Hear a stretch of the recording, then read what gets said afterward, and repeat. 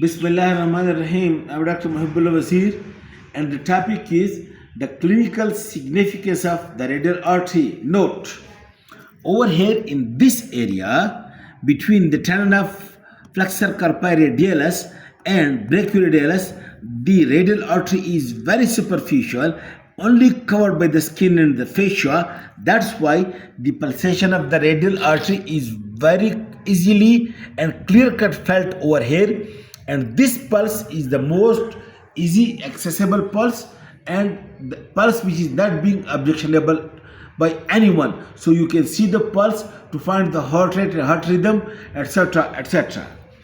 Secondly, over here, because the artery is superficial and the vena comitis of the brachial artery are also superficial, that's why the artery and vein very lie close and superficial, just deep to the skin and the deep fascia. That's why under local anesthesia you can make the arteriovenous fistula very easily for the hemodialysis in the kidney disease.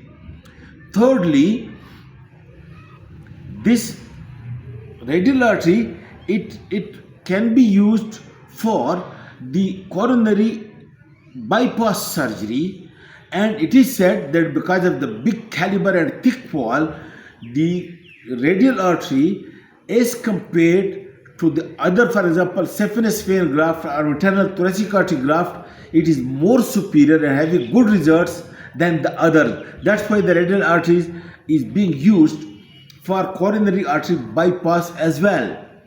Then the coronary artery can also be used for catheterization, to take the blood for gases, for the blood gases level, or it can be used for cardiac, it is for used for cannulation in the ICU, or it can also be used for cerebral angiograms in case of, for example, you want to do about the blood, to know about the blood vessels of the cerebrum, for example, in aneurysm, etc., or in thrombosis, or in the CVA, then through this it can be done also the cerebral angiogram as well. Okay, this is the clinical significance of the radial artery, and in addition, the radial artery along with the local soft tissue, you can make a flap of the radial artery to be grafted somewhere else. But before doing this, any graft of the radial artery, first you do the Allen test to know that the blood supply by the ulnar artery is sufficient for the hand.